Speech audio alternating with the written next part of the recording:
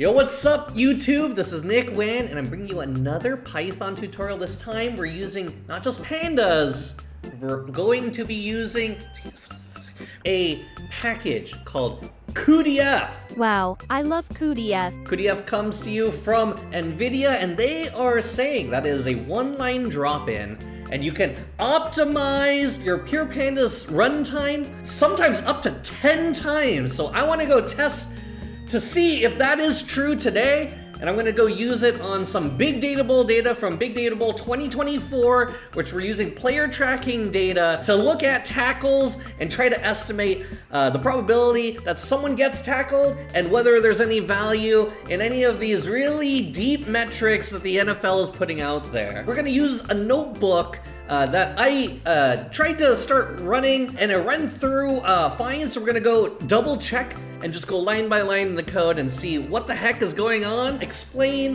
where the speed up is and how you can utilize it in your own notebooks. We have a fork of the notebook that I was using before on speed up with cuDF and pandas, and I am gonna take a look at replicating that same work here. So the first thing we want to do is before we turn on the session, you want to make sure that your accelerator here in the Kaggle notebook area is set to a GPU. Now you could use any of these GPU options. You could even use a TPU option if you want, but I'm just using the GPU 2T4s that it is that we're getting access to here. So I'm just going to use the 2T4s. You can use the P100. You could use the TPU if you want.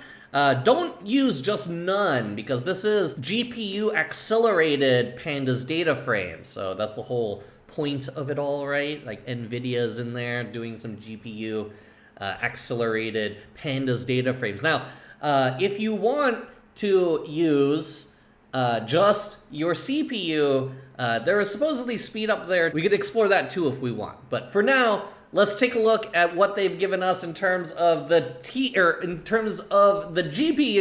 accelerated pandas data frame. So we're going to use this T4 two T4s and we'll just start the session. So we turned on the GPU and our draft is going. This is all in a Kaggle notebook, so you could actually fork the notebook and run this yourself if you would like. The first thing we're going to do, if you're familiar with cloud notebook environments, particularly Google notebooks like Colab or Kaggle notebooks, installing something with pip is as easy as exclamation pip install and whatever you got. I'm using this line here, this cuDF-Q11 or Q11.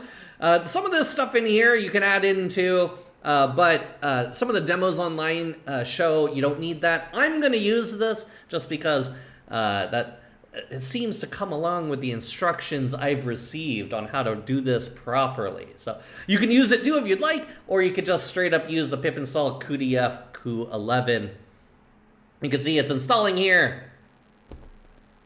So it looks like it installed, you might get like a lot of red text saying like, incompatible this, meh. Don't worry too much about that. I think it's still gonna work even though there are some versions and versioning that might be incompatible. So the first thing we wanna do is we want to just run it regularly. So we're not gonna do any of the CUDA drop-in one-line stuff. Let's just set up the problem as is. So we're just gonna load in pandas, and we're going to load in our operating system, our OS library here. And we're just going to load in all of the Big Datable data. So the path on Kaggle is this path into the folder that all the data is in. And we're just loading literally all of the different files. And we're specifically loading in week 1 of this data. You could use any of the weeks. I believe there's 9 weeks available. But I'm loading in week 1. And if you like this kind of stuff, you'd probably create some sort of like loop or batch load in for all the weeks and do this all in batch. So I'm just gonna load in 1 week just for the purposes of this tutorial, but you can load in as much data as you want. And if you are not using this data, if you're not using this example, feel free to try it on your own data sets, on your own projects, because like it shows up here, it really is just one pip install and you'll see that it's not even an import. It's just going to be a line magic in your notebook. So we've loaded in all the data. The next thing we want to do is we want to adjust some of the data using pandas. So in this case, we're going to create a pressure column where we're just summing across some of the different tackles, assists, forced fumbles, missed tackles. So we'll just call this generically pressure. It's not exactly pressure, okay? There's not like hurries and rushes in here. But just to show some of the power, let's create a new column here called pressure. Let's merge that. We'll do a left join, again using pandas. This is all pandas. And then we'll do a filling with 0 and then changing that column type back to int. So we'll run through that. In the next cell, we're going to create a score differential using the games data frame that we loaded in. So we're just going to take the home score and the visitor's score, the home score and the away score, subtract, and get the score differential.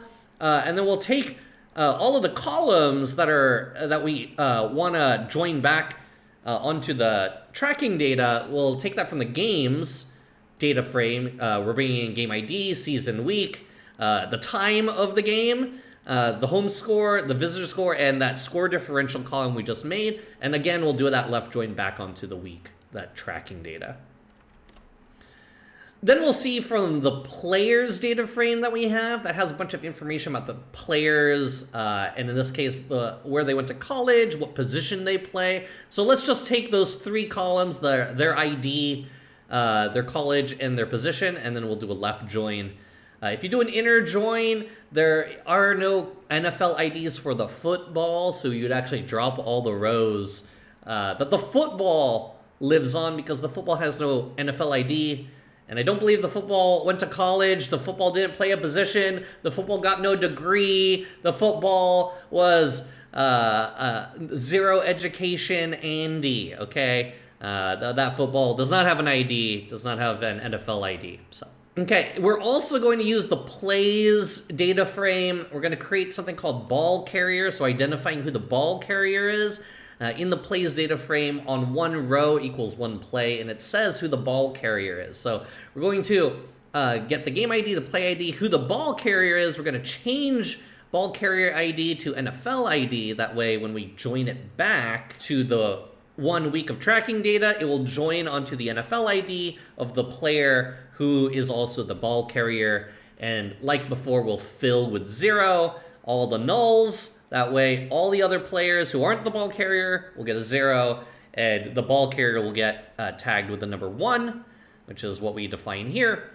We'll set all the columns from the play that we also want to join on to, so not just the ball carrier column, but what team has possession, who the defensive team is, some win probability added metrics, and some expected points and expected points added metrics. Then we'll just left join that back. Again, you don't want to mess with that football that doesn't have any NFL IDs, so these are all left joins. For funsies, we could actually just take a look at how large the data frame is using our week.info function here on a pandas data frame. And you can see that, yes, this is a pandas data frame, and we have 1.4 million rows.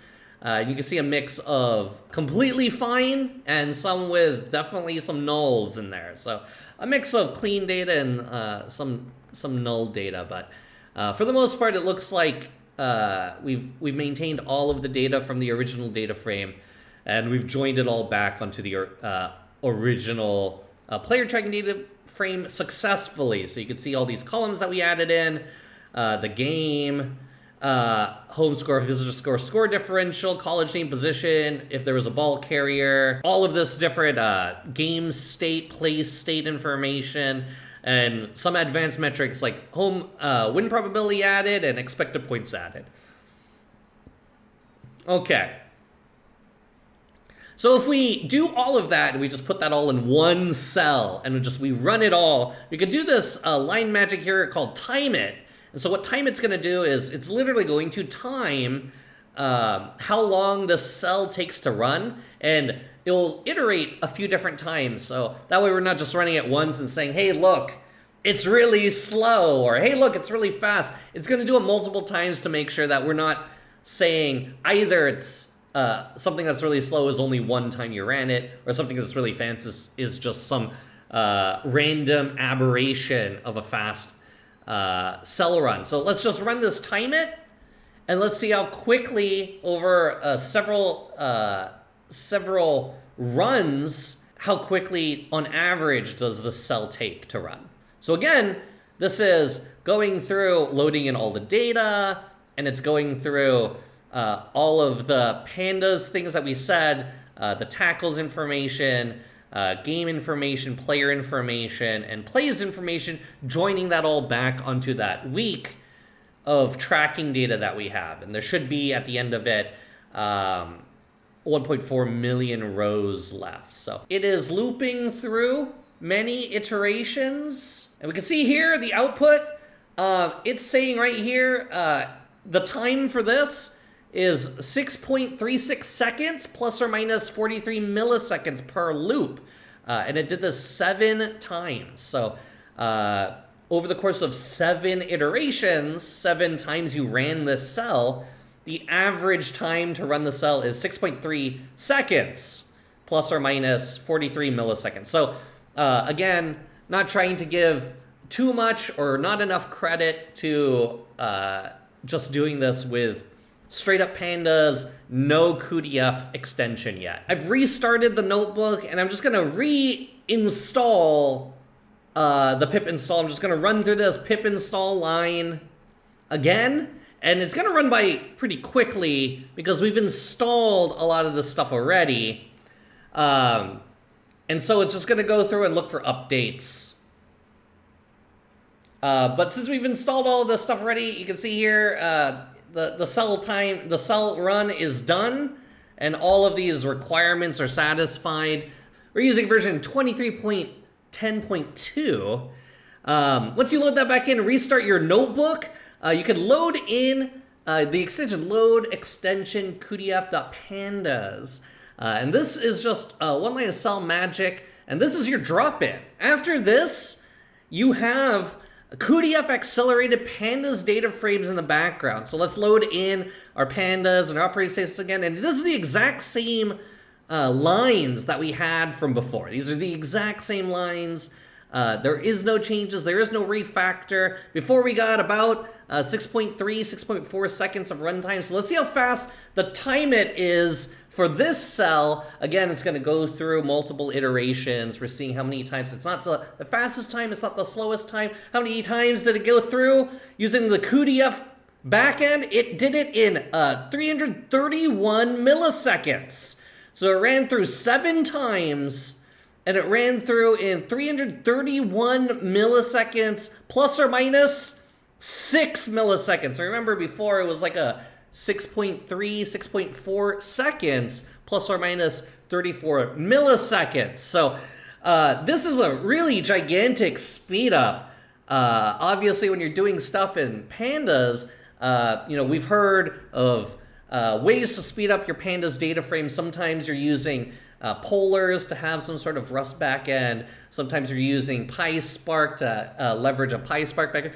You can even go one step further, like koalas, which is a pandas extension of PySpark of Spark or something. All of these different things really require you to learn a different data frame framework. And in this case, you don't actually have to refactor or relearn anything, whether pandas related or pandas adjacent. It is using the exact same pandas code you wrote, and all you need to do is load in that load extension, cuDF.pandas, and you're set to jet. So just one more time through here. Let's just go factory reset. Okay, let's do this one more time. Just for the people looking for a one-shot here. Okay, so the first thing, we did the factory reset, and now we're going to go through and load this back in. We're doing the pip install cuDF -Q11. And we're fixing this to the version of 23.10.2. It works for me with this version, so we're just going to use this version going forward here. Okay, once we've loaded it all in, you get a bunch of like errors and stuff. Don't worry about that. We're just going to load in our pandas and our operating system. We can skip all the way down here to that time it cell. Let's run this again. Remember, this is not with the extension cuDF.pandas. We haven't loaded that in yet. So we're just gonna run through this. And before it clocked it in at 6.3 seconds, 6.4 seconds. So let's see what the clock time is here. So we run this cell, and you can see the time it here. After running through this cell again, this is 6.71 seconds. So this is slower than the last time we did it. And that's through 7 runs, plus or minus 218 milliseconds. So let's go through here again. Instead of just completely restarting the notebook, I'll use this cell to shut down the kernel. This is essentially just soft restarting, but within the notebook. So you can see here, the notebook is started up again. This is also a nice way to just restart it and keep the outputs from before you. So you can see here, it still says 6.71 seconds. So let's load in the cuDF backend now. Sometimes I see this. Sometimes when you run this the first time, it'll give you this weird error. Again, this is using 23.10.2. I run it again, and it just says, yo, it's loaded already. And that's kind of like a weird, like, error that's a bug, but not really a feature. Confirms it for me that it's loaded in. Let's run through our pandas import and our OS import. That's all loaded through, and now let's time it again. Now with the load extension cuDF.pandas backend, and remember the time we're trying to beat is 6.71 seconds. Again, all one shot. Haven't really restarted anything except using this one cell here, and you see here 336 milliseconds after 7 runs, plus or minus, call it 6 milliseconds. This is the second time we ran through beginning to end. That was a factory restart with a completely fresh install. That time you saw us fix the version, and yes, it is that fast. From beginning to end, that cuDF pandas drop-in replacement for speed up in any pandas stuff. If you like any of the pandas tutorials we got here, if you're interested in learning more about Python or pandas or data science, please come on over to the Twitch stream if you like the live stuff, or check out more of my channel. We got game shows. We got a boot camp that takes you through 7 sessions to go from learning spreadsheets all the way to learning how to do linear regression in Python. And of course, we got a lot of highlights and compilations from the stream. So if you like the stuff, you know what to do with the buttons and all. But also come join us on the stream and also on the Discord, and the links are down below there. The link for this notebook is also down below, and we'll catch you next time, y'all. Where did the toilet go to college? TPU. Oh my god.